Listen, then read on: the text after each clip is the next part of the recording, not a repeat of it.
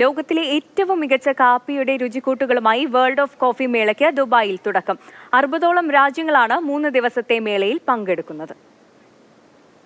ലോകത്തിലെ ഏറ്റവും വലിയ കാപ്പി ഉൽപാദകരും വിതരണക്കാരും പങ്കെടുക്കുന്നതാണ് 3 ദിവസത്തെ വേൾഡ് ഓഫ് കോഫി പ്രദർശനമേള. രുചിയേറിയ കാപ്പിക്കൂട്ടുകളും പരീക്ഷണങ്ങളും പരിചയപ്പെടുത്തുകയാണ് വേൾഡ് ട്രേഡ് സെന്ററിലെ എക്സിബിഷൻ. UAE സാമ്പത്തിക കാര്യമന്ത്രി അബ്ദുള്ള ബിൻ തൗക്ക് അൽമാരി പ്രദർശനമേള ഉദ്ഘാടനം ചെയ്തു. Speciality coffee association UAE chapter CEO Khalid Almulla അടക്കമുള്ളവർ പങ്കെടുത്തു.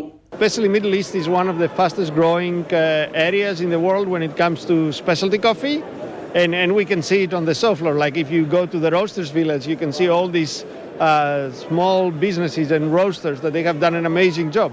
ലോകത്തിലെ ഏറ്റവും വലിയ കാപ്പി ഉൽപാദകരായ ബ്രസീൽ, ഇന്ത്യയടക്കം ഏറ്റവും മികച്ച കാപ്പി സംഭാവന ചെയ്യുന്ന വിവിധ രാജ്യങ്ങൾ എന്നിവയെല്ലാം മേളയിൽ പങ്കെടുക്കുന്നുണ്ട്.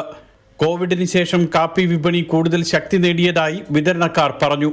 We are specialized in the Arabic and Turkish coffee, and as well we do the others also. Also we do specialty coffee, but that our specialty is Arabic and Turkish coffee.